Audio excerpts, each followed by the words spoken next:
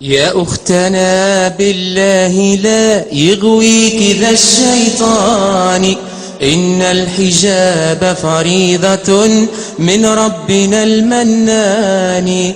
إنا سمعنا أختنا قولا عجاب، قالوا كلاما لا يسر عن الحجاب، قالوا ظلاما حالكا بين الثياب، قالوا خياما علقت فوق الرقاب،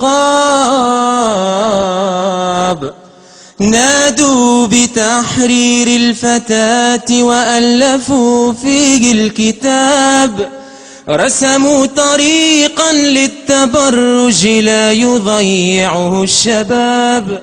يا أختنا هذا عواء الحاقدين من الذئاب، النار مثوى الظالمين لهم عقاب، والله يكشف ظلمهم يوم الحساب، والجنة المأوى ويا حسن المآب.